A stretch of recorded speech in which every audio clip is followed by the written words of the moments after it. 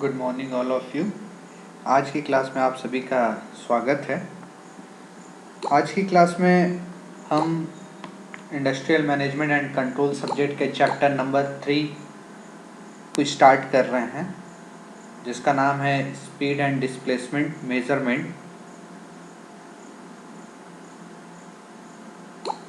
तो यहाँ पर इस चैप्टर में हम किस प्रकार से डिस्प्लेसमेंट को, विस्थापन को मेज़र करेंगे और स्पीड को मेज़र करेंगे, इसके बारे में पढ़ेंगे। तो यहाँ पर जो हमारा आज सबसे पहला टॉपिक है वो है पोटेंशियोमीटर, जिसका उपयोग हम विस्थापन को मापने के लिए करते हैं।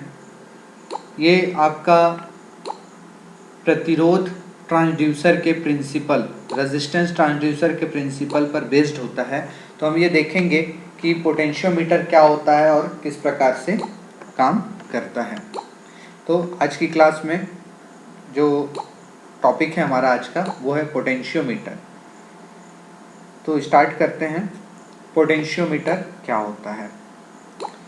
तो जब किसी अज्ञात को, मतलब ज्ञात वोल्टेज के साथ तुलना करके अज्ञात वोल्टेज को मापने के लिए जिस उपकरण को डिज़ाइन करना है, ठीक है, वो उपकरण पोटेंशियोमीटर के रूप में जाना जाता है। मतलब पोटेंशियोमीटर की मदद से हम क्या करते हैं कि नोन वोल्टेज के हेल्प से अननोन वोल्टेज को हम फाइंड आउट करते हैं पोटेंशियोमीटर इंस्ट्रूमेंट के मदद से।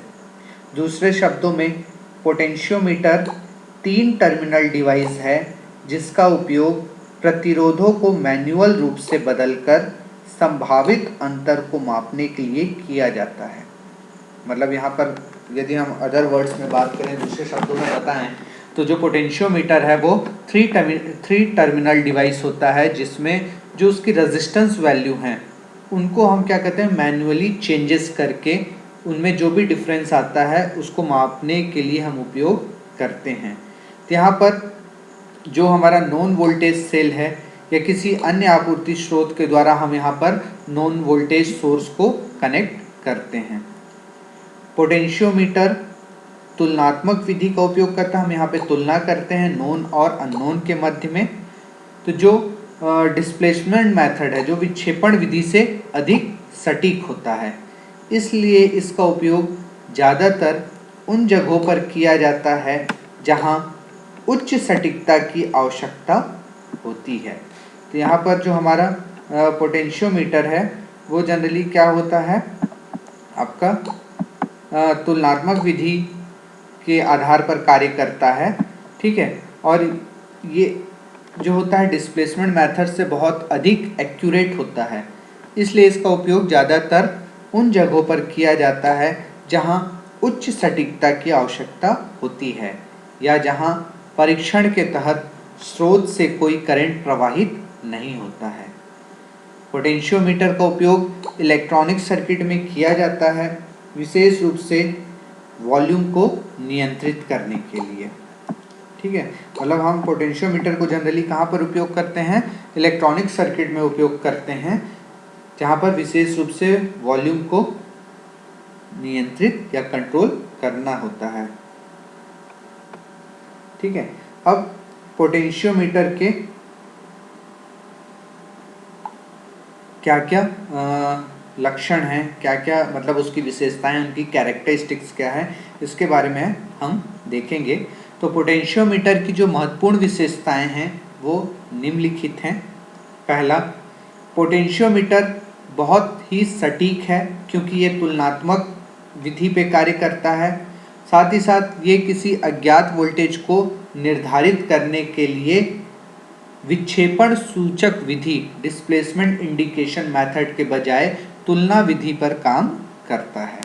दूसरा, यह शून्य या संतुलन बिंदु को मापता है, जिसे माप के लिए शक्ति की आवश्यकता नहीं होती है। मतलब ये क्या होता है, जीरो या बैलेंस पॉइंट को मेज़र करता है, जिसमें किसी भी प्रकार के पावर की आवश्यकता नहीं पड़ती है। तीसरा, पोटेंशियोमीटर का कार्य स्रोत प्रतिरोध से मुक्त होता है। मतलब जो सोर्स रेजिस्टेंस है उससे ये क्या होता है, फ्री होता है, क्योंकि संतुलित होने पर कोई भी धारा पोटेंशियोमीटर से प्रवाहित नहीं होती है। क्लियर है? तो ये 3 इसकी मुख्य विशेषताएं हैं। ठीक है, अब हम देखेंगे पोटेंशियोमीटर का निर्माण कैसे होता है, किस प्रकार से हम पोटेंशियोमीटर को बना सकते हैं। तो यहाँ पर आपको दिख रहा होगा, ठीक है, ये एक डायग्राम आपको दिख रहा है ये। तो ये जो डायग्राम है हमारा क्या है, पोटेंशियोमीटर के डायग्राम है। इसका निर्माण कैसे होता है इसके बारे में हम बात करेंगे। तो पोटेंशियोमीटर के निर्माण को 2 भागों में वर्गीकृत किया गया है। वे स्लाइडिंग और नॉन स्लाइडिंग भाग है। मतलब आपको ये जो ऊपर वाला पोर्शन दिख रहा है ये कैसा है, आपका स्लाइडिंग पोर्शन है, और जो नीचे वाला भाग दिख रहा है ये क्या है, नॉन स्लाइडिंग भाग है। तो जो पोटेंशियोमीटर है वो मुख्यतः 2 भागों से मिलकर बना होता है, एक स्लाइडिंग पार्ट और दूसरा होता है नॉन स्लाइडिंग पार्ट। ठीक है, तो यहाँ पर फिसलने वाले संपर्क को वाइपर कहते हैं। यहाँ पे जो ये देखो, ये जो फिसल रहा है ये पॉइंट आपको दिख रहा है, ये पॉइंट क्या कहलाता है, आपका वाइपर कहलाता है। तो स्लाइडिंग संपर्कों की गति या तो अनुवादिक या घूर्णी होती है, घूर्णी टाइप की होती है। ठीक है, मतलब ये या तो इस प्रकार का होगा या मुड़ा हुआ फॉर्म का होगा। कुछ पोटेंशियोमीटर दोनों का उपयोग करता है, रूपांतरित और घूर्णी गति। मतलब कुछ जनरली पोटेंशियोमीटर में जो स्लाइडिंग कॉन्टैक्ट्स होते हैं उनकी गति या तो अनुवादिक या घूर्णी होती है, पर कुछ जो पोटेंशियोमीटर होते हैं वो दोनों प्रकार का उपयोग करता है, रूपांतरित और घूर्णी गति दोनों। तो इस प्रकार के पोटेंशियोमीटर रजिस्टर का उपयोग हेलिक्स के रूप में करते हैं और इसलिए उन्हें हेलीपोर्ट्स कहा जाता है। ठीक है, तो यहाँ पे आपको डायग्राम दिख रहा है, ये डायग्राम आप दिख रहे हो, ये रेजिस्टिव वायर है कॉन्टैक्ट्स के साथ, ये एक सर्किट बना हुआ है, ये शाफ्ट है जो उस वाइपर को मूव करता है आगे पीछे के लिए। ठीक है, ये 0 वोल्टेज है, आगे बढ़ता है तो उसकी वैल्यू को हम उस प्रकार से अरेंज करते हैं। ठीक, तो पोटेंशियोमीटर में 3 टर्मिनल होते हैं, 2 टर्मिनल रजिस्टर से जुड़े होते हैं और तीसरा टर्मिनल वाइपर से जुड़ा होता है। आप यहाँ पे देखिए, यहाँ पे 3 टर्मिनल है, एक टर्मिनल यहाँ पर है, दूसरा टर्मिनल यहाँ पर है और तीसरा टर्मिनल ये देखिए यहाँ पर क्या हो रहा है, इस वाइपर से जुड़ा होता है। क्लियर है? तो यहाँ पर जो हमारा पोटेंशियोमीटर है वो 3 टर्मिनल होते हैं, 2 टर्मिनल रजिस्टर से जुड़े होते हैं और तीसरा टर्मिनल वाइपर से जुड़ा होता है जो तार के साथ चलने योग्य होता है। इस गतिमान तार के कारण परिवर्तनशील वोल्टेज का क्या होता है, दोहन किया जाता है और तीसरे टर्मिनल का उपयोग वेरिएबल रजिस्टर को नियंत्रित करने के लिए किया जाता है। ठीक, तो यहाँ पर जो 2 टर्मिनल है वो किससे जुड़े हैं, रेजिस्टेंस से जुड़े हैं, और जो तीसरा टर्मिनल है वो वाइपर से जुड़ा है जो तार के साथ क्या होता है, मूव होता है।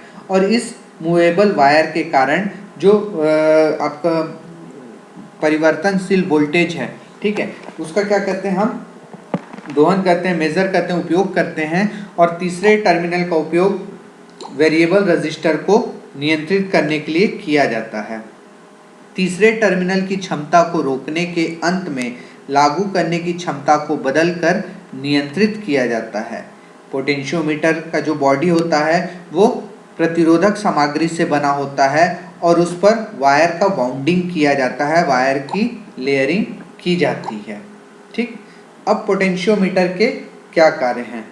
ठीक है, मैंने जो आपको बताया कंस्ट्रक्शन की पोटेंशियोमीटर क्या होता है, तो वो कौन सा पॉइंट कहाँ पर कनेक्ट होता है। ठीक है, अब हम जो देखेंगे वो है पोटेंशियोमीटर के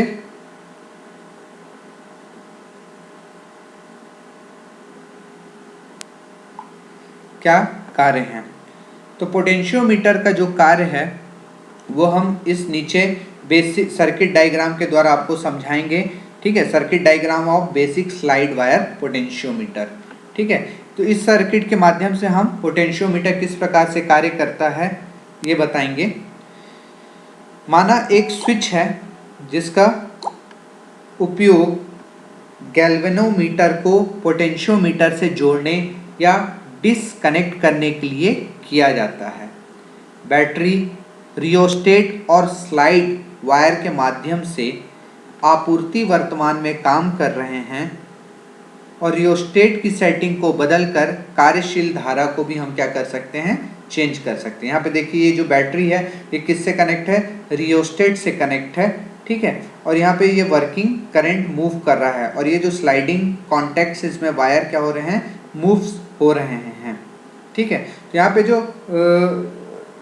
चीज़ें आपको दिख रही हैं कि एक स्विच है जिसका उपयोग गैल्वेनोमीटर को पोटेंशियोमीटर से जोड़ने या डिसकनेक्ट करने के लिए किया जाता है, ठीक है।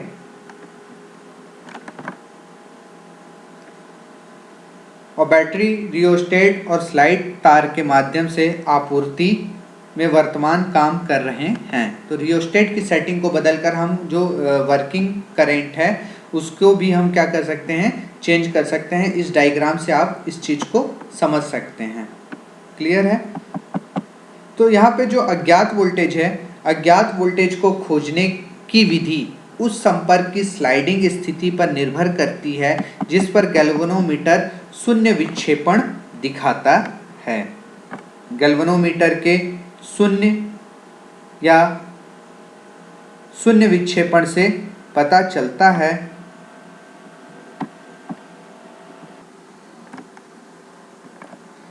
तो अज्ञात वोल्टेज को खोजने की विधि उस संपर्क की स्लाइडिंग स्थिति पर निर्भर करती है जिस पर गैल्वेनोमीटर शून्य विक्षेपण दिखाता है। गैल्वेनोमीटर के शून्य या शून्य विक्षेपण से पता चलता है कि अज्ञात स्रोत जो है सोर्स ऑफ वोल्टेज ई की क्षमता और वोल्टेज ड्रॉप ई फिसलने वाले तारों के बीच बराबर है। इस प्रकार अज्ञात वोल्टेज की क्षमता का मूल्यांकन स्लाइडिंग तार के ऐसे हिस्से में वोल्टेज ड्रॉप को जानकर किया जा सकता है, ठीक है। तो यहाँ पर जो भी हम अननोन वोल्टेज सोर्स को फाइंड आउट करना चाह रहे हैं तो वो क्या होता है, उस स्लाइडिंग स्थिति पर निर्भर करती है जिसमें गैल्वेनोमीटर क्या होता है, अपने को जीरो डिस्प्लेसमेंट दिखाता है, ठीक है। जब गैल्वेनोमीटर में जीरो या जीरो डिस्प्लेसमेंट का पता चलता है तो जो अननोन सोर्स वोल्टेज की क्षमता है और जो वोल्टेज ड्रॉप ई फिसलने वाले तारों के बीच बराबर है। तो इस प्रकार अज्ञात वोल्टेज की क्षमता का मूल्यांकन स्लाइडिंग तार के इसी हिस्से में वोल्टेज ड्रॉप को जानकर किया जा सकता है। स्लाइडिंग वायर में पूरी लंबाई में एक समान क्रॉस सेक्शन और प्रतिरोध होता है, जैसा कि फिसलने वाले तार का प्रतिरोध ज्ञात होता है। तब इसे कार्यशील धारा या वर्किंग करंट को हम समायोजित करके आसानी से नियंत्रित किया जा सकता है।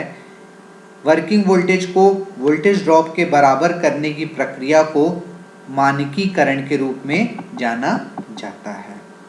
तो ये क्या था, हमारा पोटेंशियोमीटर था जिसके बारे में मैंने आपको बताया, ठीक है। नेक्स्ट क्लास में हम LVDT जिसे हम लीनियर वेरिएबल डिफरेंशियल ट्रांसफार्मर कहते हैं उसके बारे में देखेंगे। ये इसका भी उपयोग डिस्प्लेसमेंट को मेज़रमेंट के लिए किया जाता है। तो आज की क्लास में मैंने आपको पोटेंशियोमीटर के बारे में बताया, पोटेंशियोमीटर क्या होता है, उसकी कंस्ट्रक्शन विधि क्या है, वो किस प्रकार से वर्किंग करता है। अगली क्लास में हम LVDT के बारे में पढ़ेंगे। आज के लिए इतना ही। Thank you so much.